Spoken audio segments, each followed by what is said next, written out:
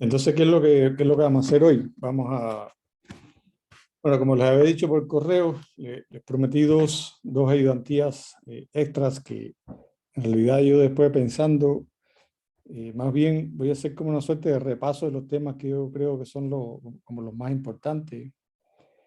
Eh, y también haremos algunos ejercicios, ¿no? Pero les voy haciendo énfasis un poco todo lo que se ha visto en el curso. En el día de hoy veremos, digamos, las tres primeras unidades y después veremos las tres siguientes, ¿no? Y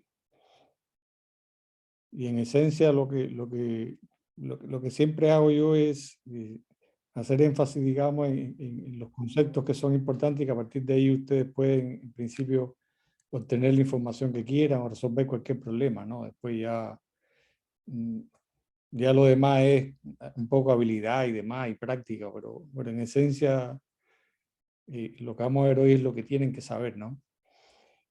Y entonces, empecemos con algunas cositas que se vieron en el curso y una de ellas tiene que ver con, bueno, cuando uno hace mediciones o cuando está relacionado con obtener cifras a partir de una determinada medición y después reportarla, ¿no? Existe algo que le llamamos cifra significativa, que de alguna manera tiene que ver con cuántas cifras importan o cuántas cifras eh, son relevantes a la hora de reportar una determinada medición, un determinado experimento que hice y demás, ¿no? Entonces, todo va a depender del equipo, de la precisión que tenga en mi sistema de medición y cosas por ese estilo. Entonces, está claro que si yo reporto algo y tengo una regla, o decir algo graduado al milímetro, es irrelevante que yo ponga cifras significativas que impliquen, qué sé yo, micrómetros o nanómetros, porque no tiene sentido, porque mi medición no tiene nada que ver con eso.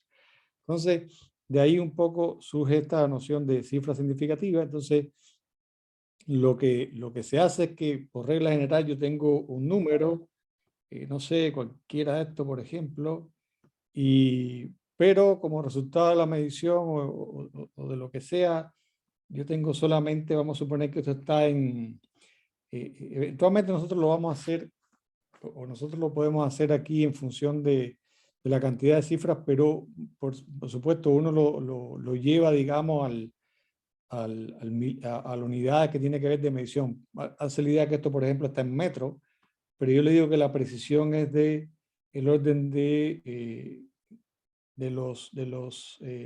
podemos poner centímetros, milímetros, a ver, por lo tanto, un centímetro que son 10 a la menos 2, entonces cuando más, la cifra que me importa es hasta aquí, porque lo demás no me entrega ninguna información. O sea, que yo tengo mi instrumento de medición que me diga hasta los centímetros. Por lo tanto, esto serían tres cifras significativas cuando uno lo pone en ese contexto, ¿no? Entonces, pero también estos son tres cifras significativas, pero podemos escribir números también, y eso es una de las ventajas que tiene escribir en notación científica, que la notación científica es escribir un número por 10 o sea, escribimos un número cualquiera, que llamamos, no sé, C por 10 a la N. Esto lo escribimos en notación científica. Entonces, por ejemplo, este número, esta magnitud que tenemos aquí, o estos 2,5 kilómetros, si nosotros queremos representarlo en milímetros, tenemos que primero hacer el cambio de unidades, pero también después respetar el número de cifras significativas. Entonces, digamos que si yo quiero, hagamos primero un ejercicio de simplemente convertir. Yo sé que un kilómetro es 1000 metros, pero también un metro equivale son 1000 milímetros, por lo tanto, un kilómetro equivalen, y esto se puede escribir así, a 10 a la 6 milímetros, ¿no? Entonces, lo que hacemos es, y ya de alguna manera también estamos viendo un contenido que es importante, que es el cambio de unidades, es que simplemente cuando yo voy a cambiar una unidad donde está kilómetro, tengo esta equivalencia, que voy a escribirla mejor para que se vea bien claro. Yo voy a escribirla como que un kilómetro equivale a 10 a la 6 milímetros, Entonces, donde está el kilómetro este aquí, yo pongo simplemente 2,5 por 10 a la 6 milímetros, ¿no? Entonces, fíjense que aquí estoy respetando la cantidad de cifras que habíamos dicho que tenemos, que en este caso serían 2 cifras, y lo estoy escribiendo en notación científica. Esto estaría bien, lo que sí estaría mal es poner esto de esta manera. ¿Ok? Esto está, o esto, esto está mal. Así no sería, porque lo que yo estoy es tratando de hacer una conversión de unidades, pero manteniendo la cantidad de cifras que tengo. Entonces eso de alguna manera es el punto base. Pero fíjense que ustedes puede ser que en el certamen le pregunten de manera directa hacer una conversión y tienen que mantener las cifras que lleva, ¿no? Te dicen una determinada cantidad, expresarlo en tantas cifras y cosas por ese estilo, ¿no? Entonces, eso es lo que tienen que tener. Eso es como la base de esto. Entonces, aquí se mezclan tanto notación científica como aproximar a la cantidad correcta de cifras significativas. Déjenme, cualquier duda o algo, levantan la mano, pregunta, me detienen y sin problema pueden escribir en el chat también cualquier duda que tengan, ¿ok? Entonces, eso es lo relacionado con la cifra significativa, notación científica, no es muy complicado esto.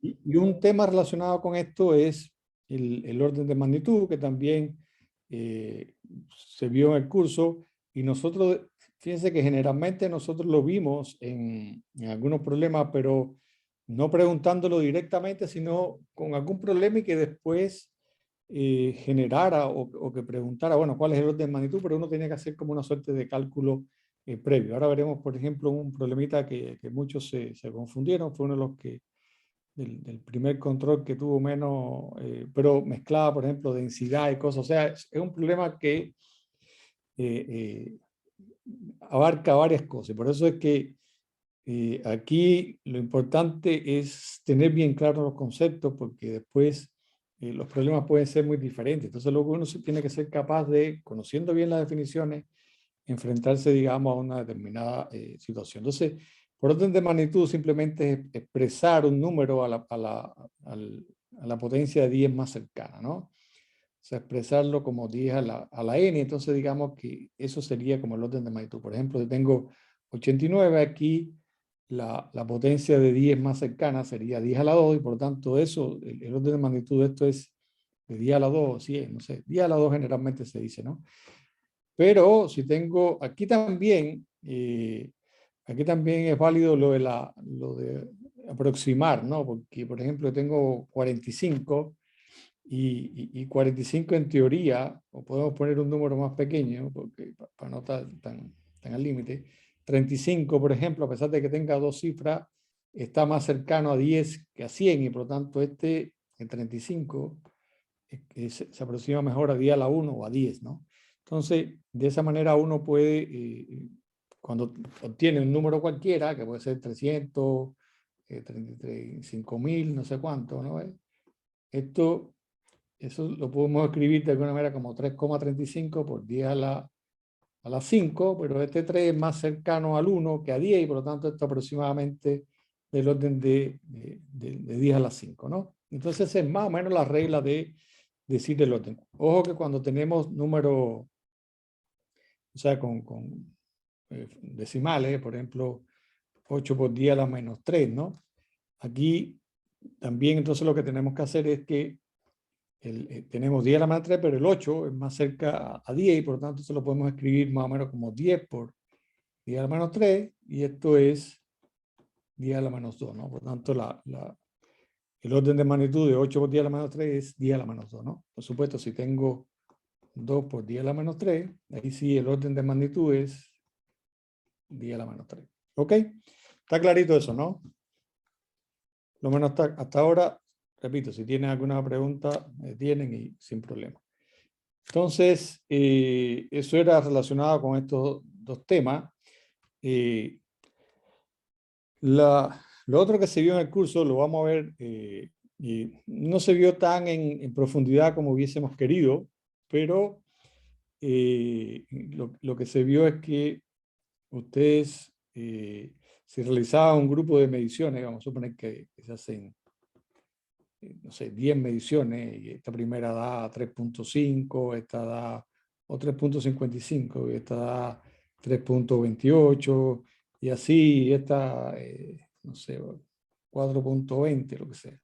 Entonces uno puede, como resultado de estas mediciones, estoy exagerando un poco, vamos a suponer que esto es una magnitud X determinada, el promedio de todas esas mediciones va a ser simplemente la suma de todos esos dividido entre el número, ¿no? Entonces esto uno lo puede escribir simplemente de esta forma, que matemáticamente lo escribimos así, este símbolo, que es una letra griega que se conoce como sigma, o sigma mayúscula, es lo que está diciendo que yo realizo una sumatoria desde i igual 1 hasta n, donde el x sub i sería x1, x2, x3, o sea, todos los términos que tengo que estoy sumando. Entonces esto lo divido entre el número de mediciones y tengo el valor promedio. Y una magnitud que no sé, se le mostró en un videito, el profesor Ricardo lo mostró, pero brevemente, que era la desviación estándar. La forma un poquito más complicada, porque es simplemente, la voy a mencionar, es simplemente la raíz de los errores, y es la suma de los errores, que sería el x promedio menos el xy al cuadrado, y todo eso dividido entre n, ¿no? Entonces eso me da lo que se conoce como desviación estándar, y recuerden que cuando ustedes reportan una medición, lo reporten como el x promedio más menos este sigma. O sea, por ejemplo, háganse la idea que como resultado de todo esto me dio 3.50 mi valor promedio, y la desviación estándar más o menos, qué sé yo, 0.25, por decir algo. Entonces esta es la manera en que se reportan estas mediciones, ¿no? De esta fórmula, lo único que digamos que ustedes, o lo que es relevante de alguna manera, es que esto es una, y se suman al cuadrado los errores. Bueno, les puedo entrar en detalle de dónde sale esto, pero si uno simplemente lo sumara y sin elevar al cuadrado, lo que está haciendo es que puede haber positivos y negativos, y cuando ven a ver se empiezan a simplificar, y eso complica. Entonces, ¿cómo que el promedio menos el número? No entendí eso. Alay, no entendí qué querías preguntar ahí. O sea, el promedio es simplemente la suma de todos los valores entre el n, ¿no? La desviación estándar, claro, sí. Eso sí. La desviación estándar es el promedio menos cada uno de los valores, se suman eso. Por ejemplo, el primer término aquí sería 3.50, suponiendo que este es el x promedio, ¿no? Menos el primer valor, que sería 3.55, esto me da 0,05, por ejemplo, elevo al cuadrado esto, lo sumo con el otro término, en fin. Eso generalmente las calculadoras ya lo hacen, el programita, el simulador ese que ustedes tenían lo hacía automático, pero esta es la fórmula que hay detrás, ¿no? O sea, entonces uno lo que hace es elevar al cuadrado estos errores y divide entre el número de mediciones, la de la raíz, y esto es lo que se obtiene la desviación estándar, esta que habíamos visto. Pero, repito, aquí lo que es importante es que ustedes sepan cómo es que se reportan estos números a partir de una cierta desviación estándar, o a partir de un cierto promedio y demás. ¿Ok? En otras ediciones yo creo que insistiremos un poco más en cómo se obtienen estos, pero en esta versión simplificamos un poco ese tema. Ok, entonces, ¿qué era lo otro que se vio que también es importante? Ya, la nota de aprobación es, me están preguntando directo, es 75. Bueno, me equivoqué, enviarle a... la nota de aprobación, me preguntaron ahora por privado, es 75. O sea, igual es un poquito alta. Así que iban a ser 25 preguntas, por lo tanto tienen que tener aproximadamente, bueno, y saquen ustedes la cuenta, 17, 18 preguntas bien. Yo creo que sí lo pueden hacer, el certamen no está difícil, de mi punto, 19 buena, entonces el certamen no está difícil, yo lo vi y es abordable, y como alguien me preguntaron varios que la calculadora, no hace falta calculadora, porque las cuentas se pueden sacar a mano, o sea, sin problema. Y como le decía a alguien, como es alternativa, no es necesario tener tanta precisión en la cifra, porque las alternativas son como bien separadas en número. Entonces, que tú tengas 3, 4 cifras significativas no es tan relevante si lo que importa, digamos, es el número. ¿Ok?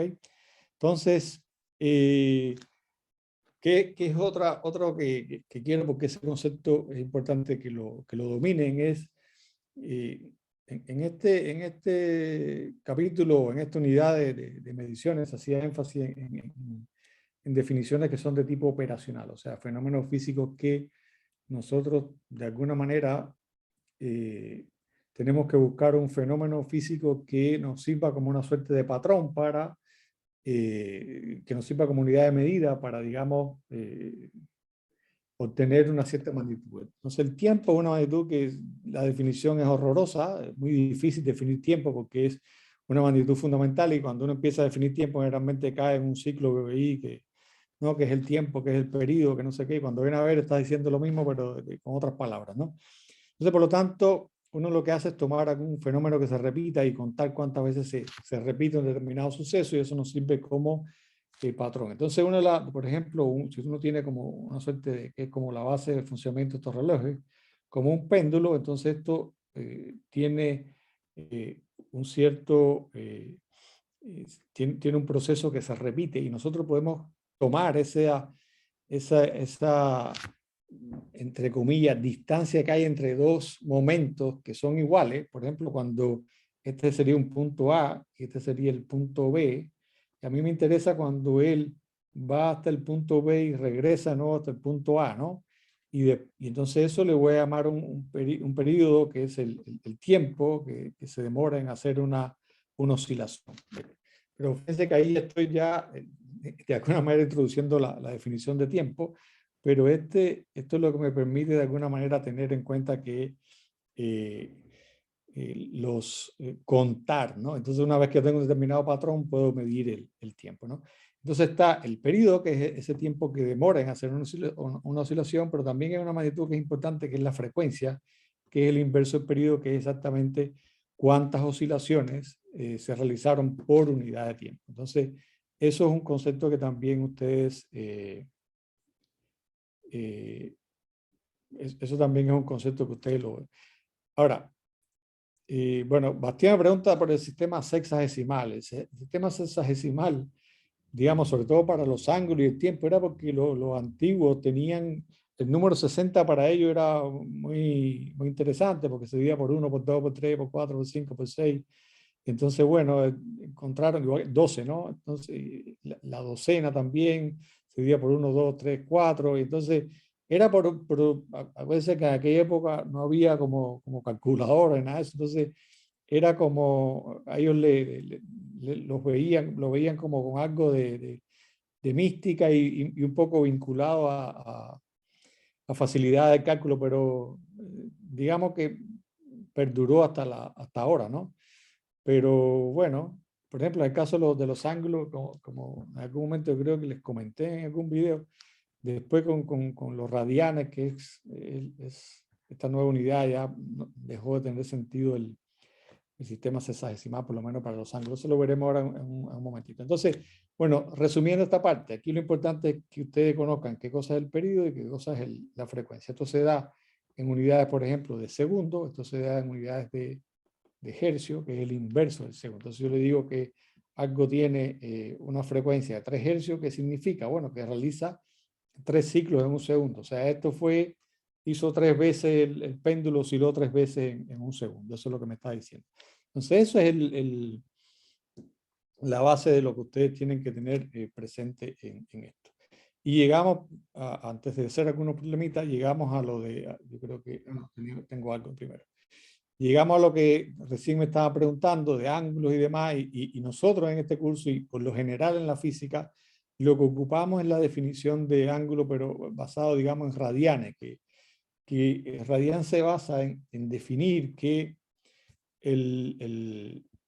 este arco que está acá, que vamos a llamarle Bueno, aquí en la figura lo que está es un radián, ¿no? Que significa que el arco es igual al radio, ¿no? Esa es la definición de un radián, ¿no? Entonces, esto que está aquí sería lo que le llamamos arco. Entonces, si yo quiero escribir esto como una expresión, una fórmula, tendría el arco sería el radio por este ángulo, ¿no? Y este ángulo θ hay que darlo en unidades de radianes.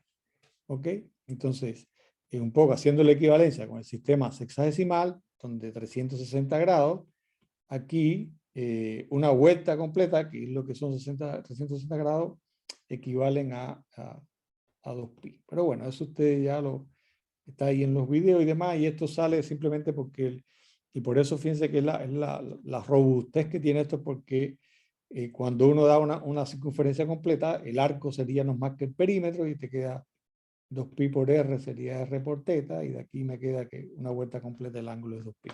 Y eso es un poco lo que les mostrábamos en los videos. Pero este es el concepto que tienen que, o sea, dado un determinado radio con un arco y encontrar el ángulo, y tienen que saber, digamos, los ángulos fundamentales, cómo lo encontramos. Este, por ejemplo, sería el pi medio, debido a esto a la mitad, esto sería un pi cuarto, y así tienen que manejarse con ese tipo de ángulo a partir de ahora. Prácticamente en ingeniería los ángulos, digamos, hexadecimales se expresan para cuando uno quiere ya, digamos, hacer público los resultados, pero los cálculos todos se hacen con radial, ¿ok? Ya, entonces, esto era lo que teníamos con ángulo. Este tema no es difícil, se dan cuenta que es una sola fórmula, una pura fórmula ahí, y lo que hay que tener en cuenta qué ángulos son en función de lo que me diga, de lo que el problema como es, y los ángulos. ¿Ok?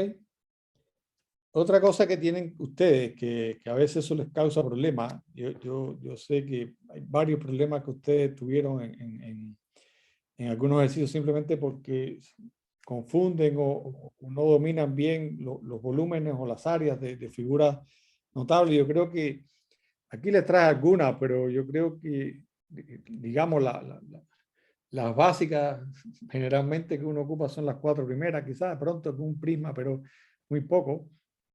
Pero, por ejemplo, el cilindro, usted tiene que tener bien claro cuál es el volumen de un cilindro, que no es más que el área de la base por la altura. Esto podemos escribir como el área por la altura, y esta área la podemos escribir porque este es el área del círculo, que sería pi por r cuadrado, pero también es pi por el diámetro al cuadrado sobre 4. Me acuerdo que alguien me preguntaba en el foro, ¿no? Que el diámetro, o sea, da igual, o sea, simplemente uno lo que hace es, ambas fórmulas son válidas, y por lo tanto, si conozco el diámetro, ocupo esta fórmula, y o convierto el diámetro en radio, como quiera, pero esa es la fórmula que hay. Y de igual manera con la esfera pudiera encontrar una expresión en función del diámetro, pero a veces es más fácil, si nos dan el diámetro, obtener el volumen perdón, el radio, y a partir de ahí obtener el volumen. Digamos, porque estas son, como ustedes no van a tener apuntes, esto, por lo menos esas 4 primeras, que son las más sencillas, tienen que dominarlas, ¿no? ¿Ok? Ya, entonces el otro tema que ya es un poco más de física, o sea, física, digamos, de magnitudes que se aplican un poco a algunos problemas, es el de densidad, que lo estuvimos viendo, y que no es más que la densidad en este caso, que es esta letra ρ, y esto es una densidad que le llamamos volumétrica, porque tiene que ver con volumen, que esto no es más que masa entre el volumen. Entonces, si yo tengo un cuerpo cualquiera, no importa cómo esté conformado, puede estar hecho por 10 pedazos, por 3 o por 4, por lo que sea, pero la densidad no es más que la masa total del sistema entre el volumen total del sistema. Por lo tanto, si yo tomo sería que esto es como un cubo, ¿no? Y que está dividido, que esto es una parte que es aluminio y esta parte que es cobre, por llamarlo de alguna manera. Y me preguntan, ¿cuál es la densidad de todo el sistema? Bueno, lo que tengo que hacer es calcular la densidad de todo el sistema, será la masa de aluminio más la masa del cobre entre el volumen de todo eso. Entonces, fíjense que esa es la física, lo demás es matemática, lo demás es encontrar el volumen de esto, de aquello, de lo otro, y se puede ser un poquito más complicado, ¿no? Pero esa es la definición de densidad, así de sencillo. Simplemente lo que tengo que calcular es la masa de un elemento más la masa del otro, si hay tres del tercero, sumar todas esas masas y dividir entre el volumen total, ¿entiendes? Por ejemplo, entonces, problemitas tan como que tengo una esfera y este cascarón de adentro es de plomo, por decir algo, y lo de afuera es del típico, ¿no? Para engañar, ¿no? El de afuera es oro y el de adentro es plomo, como las masas son muy parecidas. Bueno, ¿cuál es la densidad de todo esto? Este es el famoso problema Arquímedes, Eureka, no sé qué, porque, eh, querían saber si habían engañado, dice la leyenda, ¿no? Si habían engañado al rey con una corona, si tenía algo de plomo, ¿no? Y eso, por supuesto, se sabía o se podía conocer si encontramos cuál era la densidad de esa corona, ¿no? Si la densidad era cercana al valor del oro, perfecto, pero si se alejaba un poco, tendiendo al del plomo, ahí incluso hasta pudiéramos calcular más o menos, si tenemos buena predicción, qué cantidad de plomo tiene, ¿no? En función de cuán precisos sean mis cálculos. Entonces, si, no sé, un problemita que sería interesante, vamos a suponer que tengo un radio 1 que es de plomo y este radio 2 que sería el total, ¿no? Entonces, si yo quiero calcular esto, la densidad, ¿cómo sería? Bueno, sería la masa del plomo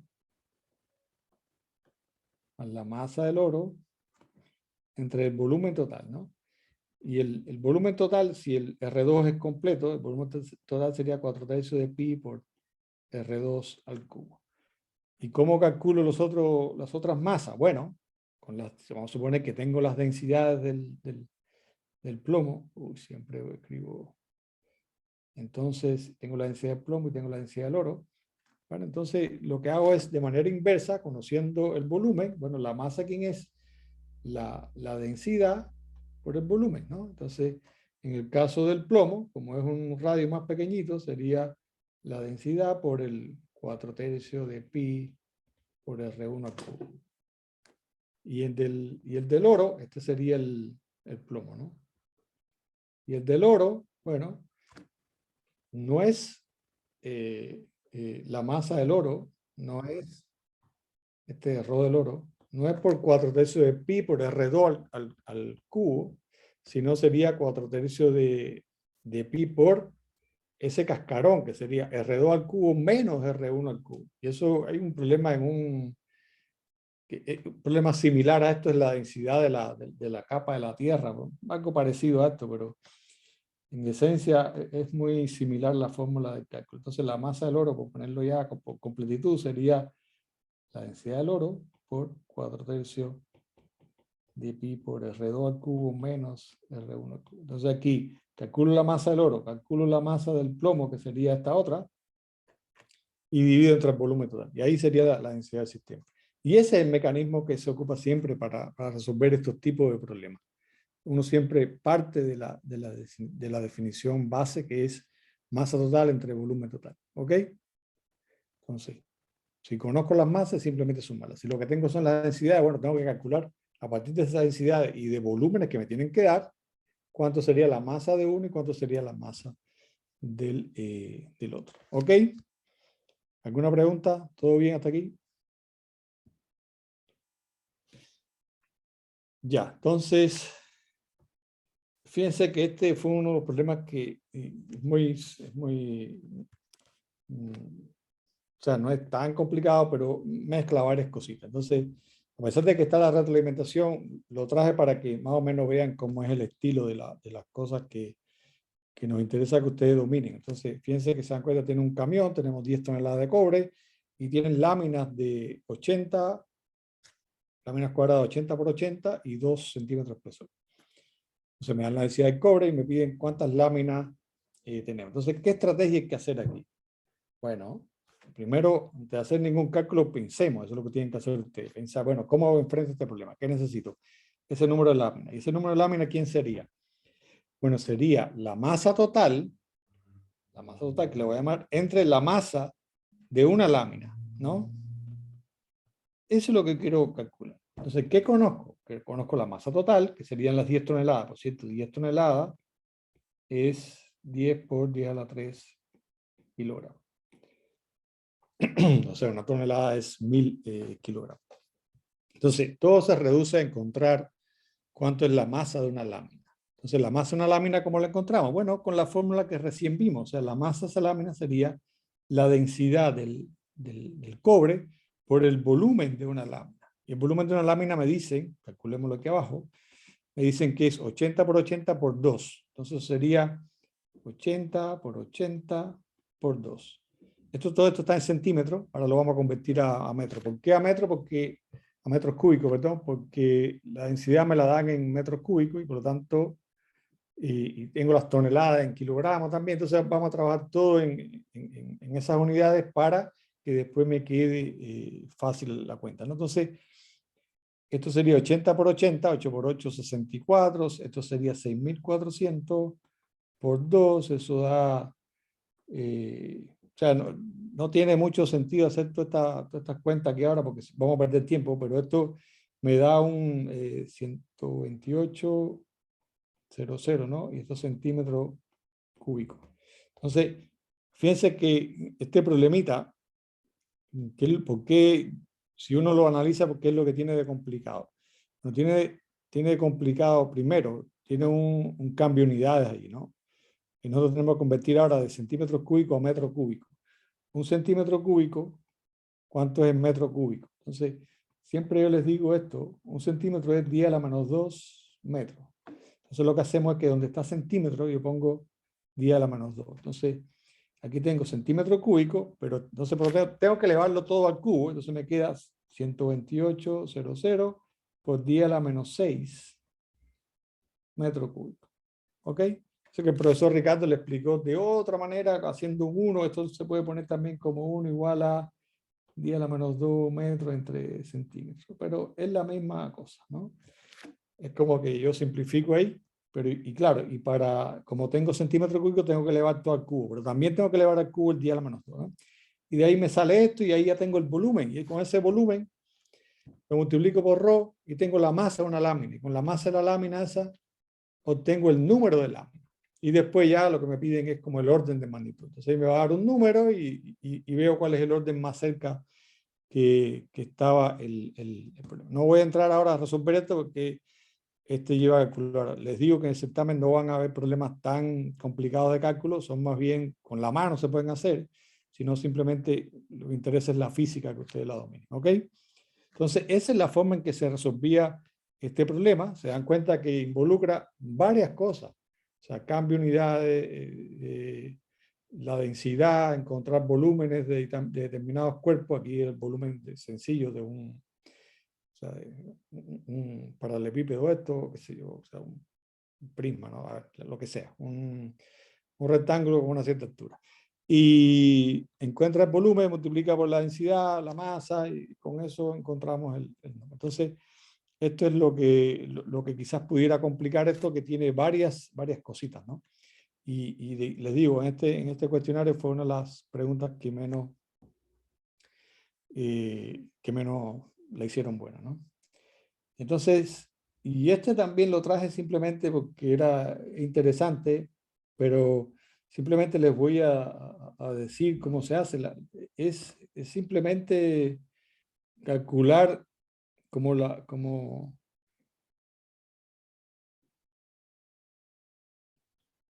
claro, ¿por qué hay diferencia de masa? Bueno, porque son distintos volúmenes y tienen la misma densidad. Entonces, a la larga todo se reduce a encontrar la diferencia entre volúmenes, porque la densidad no es más que masa entre volumen.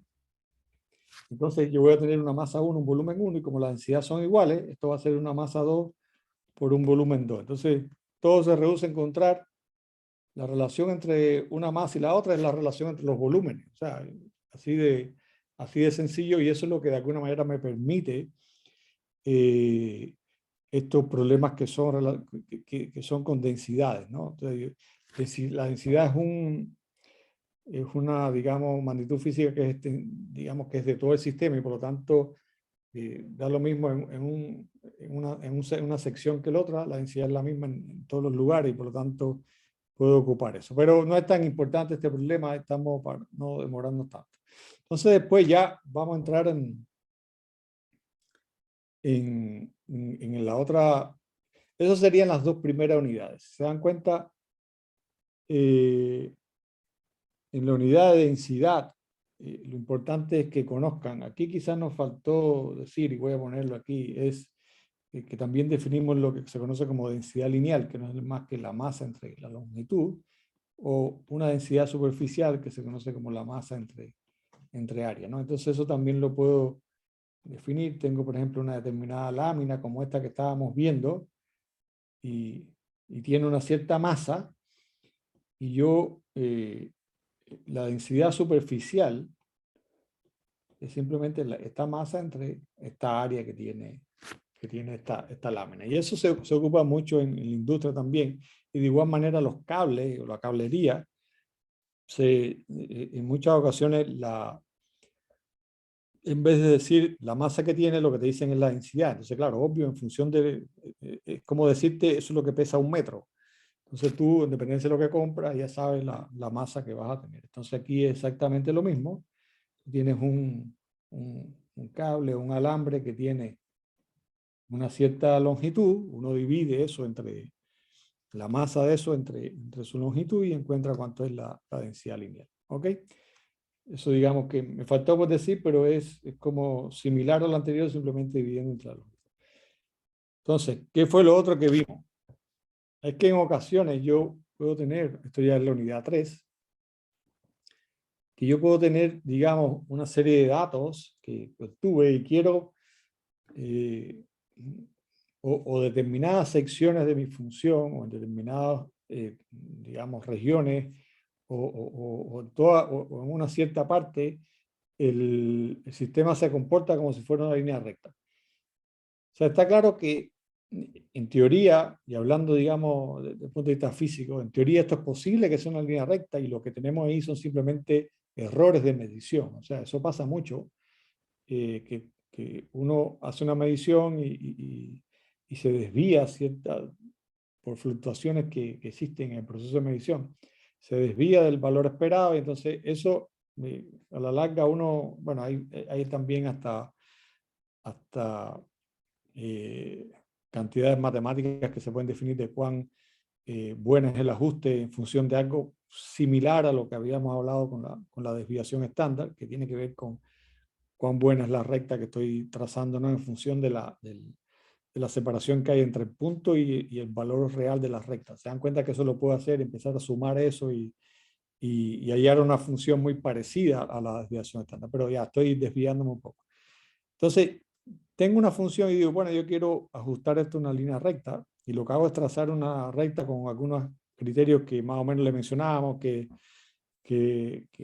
más o menos la mitad de los puntos, no tiene que ser escrito en piedra, pero más o menos la mitad de los puntos estén por encima, la mitad por debajo, que ojalá pase por la mayoría de los puntos posibles y cosas por ese estilo. No necesariamente que pase por el punto inicial, el punto final, ¿no? Sino sí, pueden llevar reglas. Por cierto, lo más probable es que los certámenes sean en computadora, como yo les comentaba, eh, pero pueden ponerla ahí en la pantalla y trazar más o menos y hacer algunos puntitos ahí en la pantalla, aunque sea, y marcar, ¿no? O con la vista fijan algún punto y otro. ¿Por qué? Porque para encontrar, digamos, la recta que mejor caracteriza ese conjunto de datos, lo que tenemos que encontrar 2 puntos. Entonces, a partir de ahí, con la famosa esta expresión de que y menos y1 entre x menos x1 igual a... Esto yo me imagino que ustedes se lo saben. Con esto podemos encontrar, con 2 puntos x1 e y1, puede uno encontrar la ecuación de la recta. Esto que tenemos al lado acá sería la pendiente. Y bueno, lo otro es un punto de esos dos que escojamos. Entonces, puedo encontrar cuánto es la pendiente con 2 puntos, que eso lo aprendimos también. O sea, aquí le puse i, pero bueno, en este caso sería esta variable g. Pero da lo mismo, ¿no? Sino que uno casi siempre ocupa el i y el x, pero cualquier variable da igual. O sea, aquí sería g y t, ¿no? Va a ser bien pedante aquí, deberíamos tener una función de g en función de t, ¿no?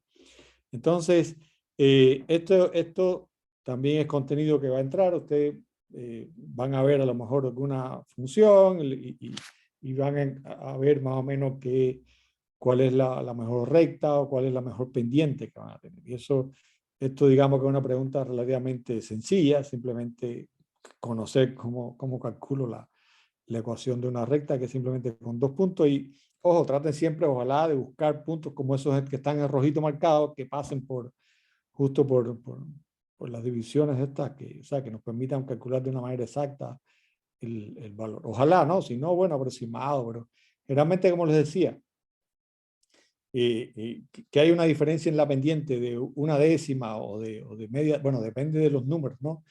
En este caso, por ejemplo, una diferencia de décima no es tan relevante en el cálculo, por ejemplo, la pendiente, pero sí si es de un orden de magnitud, por supuesto que influye. No es lo mismo una pendiente de 2 que de 4, o de 5, de 6. Sin embargo, una 2 y 2,1, 2,2, eso no es no es tan problemático, y las alternativas, por supuesto, están lo suficientemente separadas como para que no haya tan confusión con algún pequeño error de que tracen la recta un poquitico más arriba o más abajo. Tampoco hay que ser tan exagerado, ¿no?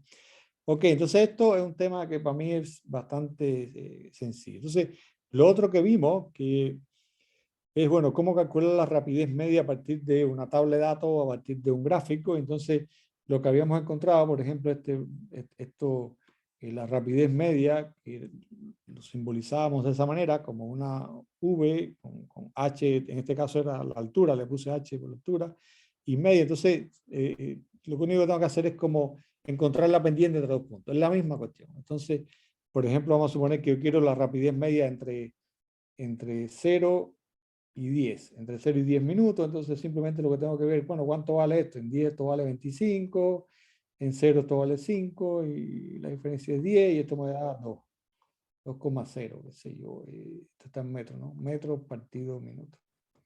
Entonces eso es la rapidez media, pero obvio que si calculo la rapidez media entre 0 y 30, me va a dar distinto, porque me va a dar, en 30 esto da 15, menos 5 entre 30, ¿no? Entonces aquí ya me da 10 sobre 30 o un tercio. Por lo tanto, la rapidez media depende del intervalo que yo seleccione, ¿no? O sea, si la función es lineal, la rapidez media siempre es la misma, pero en el caso de funciones que son así, que son un poco erráticas, por llamarla de alguna manera, es importante saber exactamente entre qué punto y qué punto estoy calculando la rapidez media. Pero es tan sencillo como esto, como encontrar la pendiente de una recta que pasaría por esos 2 puntos. Entonces, esto es contenido bien sencillo. Esto se los traje porque increíblemente se confundieron mucho. Déjame ver si tengo... sí. Ya. Porque aquí se confundieron mucho ustedes porque, bueno, antes de esto... No. Antes de esto... Bueno, déjenme hacer esto acá. Si yo tengo entonces el gráfico de una rapidez cualquiera y tengo el tiempo, un poco lo que les comentamos durante varias, vamos a suponer que esto es H igual, en distintas cápsulas se los mencionamos. Esta área que está aquí abajo, ¿quién es? Esta área es el cambio.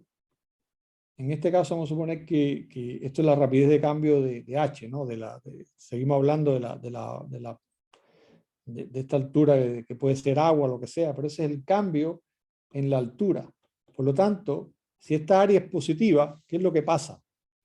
El cambio es positivo, está aumentando. O sea, si partimos con una altura inicial 10, entonces la altura final, ¿quién va a ser? Bueno, la altura inicial más esta área, ¿no? Eso es lo que aprendimos. Si el área es negativa, ¿qué significa? Que decrece. O sea, quiere decir que la rapidez media es negativa, entonces está disminuyendo. Entonces, si tengo el caso, por ejemplo, que tengo un segmento que es positivo y un segmento que es negativo, entonces aquí esto crece y aquí decrece. ¿Ok? Entonces, uno tiene que ir viendo y sumando. Primero suma y después tiene que restar Entonces, una altura inicial que tenía se aumentó en el primer intervalo y en el segundo disminuyó, ¿ok? Y eso es sumando área, o sea, sumando algebraicamente, unas positivas, una se suma, otra se resta. Entonces, fíjense que este estaba relativamente sencillo, porque este lo que dice es, yo pensé que este era uno, cuando lo puse pensé que era muy demasiado fácil, pero no, fueron los que más se confundieron, porque fíjense que preguntan cuándo es que se alcanza el mayor nivel de agua. ¿Y cuándo ustedes creen que se alcanza el mayor nivel de agua? Entonces, no es aquí. ¿Por qué? Porque esto es rapidez. ¿Qué quiere decir eso?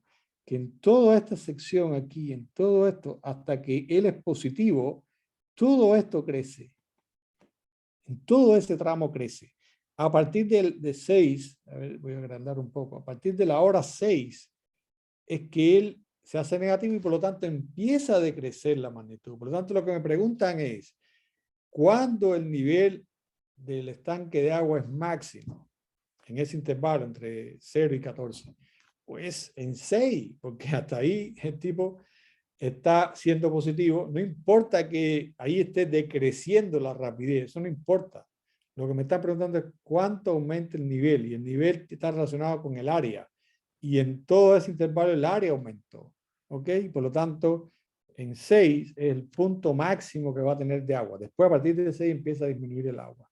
¿Ok? Entonces, esa es una pregunta que fíjense que sencillo es simplemente conocer que el área está relacionada con un cambio de magnitud. Entonces, cuando uno sabe esto, esta pregunta la hacen, no sé, en 30 segundos, no sé, menos, depende de la rapidez que puedo, la habilidad, pero es muy rápido, ¿ok? Ya. Y por lo mismo, esto es uno también que estaba en un control, perdón, en un cuestionario, creo, y es tema de certamen, es simplemente a partir de gráficos de rapidez media, un poco lo que estábamos hablando ahora, las áreas están relacionadas con el cambio de la magnitud, o sea, con el aumento o con el decrecimiento. En ese caso, por ejemplo, todavía no voy a ver lo que están preguntando, simplemente voy a decir que entre 0 y 20 está aumentando, este es el cambio de agua de un estanque igual, está aumentando esa altura, ¿no? Entre 20 y 30 disminuyó, entre 30 y 40 se quedó en 0, no pasó nada, se quedó en la misma altura, y entre 40 y 50 de nuevo comenzó a aumentar. Entonces, simplemente si me preguntan, por ejemplo, ahí, si me dicen, bueno, en T igual 20 la altura era 3 metros, la altura era 3 metros en un tiempo igual a 20 horas. Bueno, ¿cuál es el nivel en 50 horas? Bueno, lo que tengo que empezar a sumar áreas, sumar algebraicamente. La primera se restan. Aquí tengo menos 0.2 por 10, esto me da menos 2. Después tengo 0 en el intervalo de 30 y 40, y después tengo que sumar esta área, que sería 0.3 por 10, que me da 3. Entonces, por lo tanto, fíjense que sería 3 metros menos 2 más 0 y más 3. Claro, entonces esto me da 4 metros. ¿Ok? Entonces esto es, este tipo de problemitas son muy sencillos, simplemente lo que tienen que ustedes es, a partir de un instante, sumar, ver las áreas y lo encuentro. Esto, con este mismo gráfico se pueden armar muchos problemas porque le puedo decir cuánto vale en t igual 0 y tiene que calcular el 50 y demás. Y de igual manera, aquí yo puedo calcular rapidez en media en otros intervalos. Por ejemplo, si quiero calcular la rapidez media, pero fíjense que ahí está la calculada rapidez media entre 0 y 10, después entre 10 y 20, que son los intervalos que tengo, pero si quisiera calcular la rapidez media entre 0 y 50, lo que tengo que hacer es sumar toda el área y dividir entre 50, ¿no? Y la suma de toda el área me va a cambiar, me va a decir el cambio en la altura. Y la rapidez media no es más que el delta H entre delta T, ¿no? Entonces, eso también lo puedo encontrar a partir de este tipo de gráfico. Entonces, esto también es un tema de certamen, así que lo tienen que tener claro. Y para lo otro que podemos ocupar la regla es para encontrar las rapideces instantáneas, que cuando tengo una curva que no necesariamente es, digamos, con estos escaloncitos como teníamos ahora, sino que tengo una curva un poquito más continua, porque tengo unas mediciones más periódicas o que tienen menos diferencia de tiempo entre ellas, entonces voy a obtener una curva que es casi continua, y entonces ahí sí puedo encontrar, si quiero encontrar, por ejemplo, la rapidez, igual puedo encontrar la rapidez media entre dos puntos, ok, pero también podemos definir un concepto que es lo que se conoce como rapidez instantánea, que no es más que la rapidez en un instante de tiempo. ¿Y eso cómo se calcula? Con la tangente a un punto determinado. Entonces, en ese caso, por ejemplo, si queremos conocer cuánto es la rapidez instantánea en t igual 2, entonces trazamos una recta que pase por ese punto, y de igual manera que cuando calculamos la rapidez media, con esos dos puntos calculamos la pendiente. Y la pendiente de esa recta que estamos ahí mostrando es la rapidez instantánea. Entonces lo que tenemos que hacer es, bueno, esto sería, imagínense, 42.5 en este punto, que sería, esto es punto 2, aquí sería 0.4 y aquí sería en 2, y esto está en 15, ¿no? Entonces sería, vamos, 40, perdón, en la final sería 15 menos 42.5 entre 2 menos 0.4. Y esto, por supuesto, va a dar negativo, que también es algo que aprendimos, que cuando la pendiente va del segundo al cuarto cuadrante, dicho matemáticamente, esta pendiente es negativa, entonces por lo tanto ahí tiene que dar que la rapidez instantánea es negativa. En este punto aquí arriba, la pendiente es cero, que significa que la rapidez instantánea es cero en todos los puntos que sean máximos o mínimos o lugares donde no cambia, ahí la rapidez es cero porque no hay cambio de la magnitud, y entonces en este caso, en esos máximos que están ahí, ustedes en matemáticas después van a estudiar que esto está relacionado con algo que se llama la primera derivada, que en ese punto hace cero, pero no viene al caso ahora. Entonces, en ese punto, la velocidad instantánea es cero. También aquí en este tramo, por ejemplo, aquí la velocidad instantánea es cero, y aquí en este punto final casi que la velocidad se está acercando a cero, ¿no? Aquí en toda esta región la rapidez es positiva, y en toda esta otra región la rapidez instantánea es negativa. ¿Ok? Entonces, eso era lo que yo les traía, digamos, de las tres primeras unidades. Esto es lo que ustedes tienen que saber. O sea, si ustedes tienen esos conocimientos bien frescos, o que conocen exactamente cómo es la definición y cómo aplicarla, pues no van a tener ningún tipo de problema, porque eso es lo esencial que tienen que saber. Bueno, pueden practicar un poco de nuevo con los ejercicios. Lo más probable es que yo libere de nuevo hoy, voy a tomarle alguna foto, pero que libere los cuestionarios estos que eran por tiempo, los voy a liberar para que si alguien quiere verlo de nuevo, probarse de nuevo, lo puede hacer. Así que también lo pueden intentarlo de nuevo, pueden practicar con algunos ejercicios, pero le digo, todo lo que está en el curso no le vamos a preguntar nada que no esté preguntado en el curso, ¿ok? Así que alguna pregunta, alguna duda, algún comentario.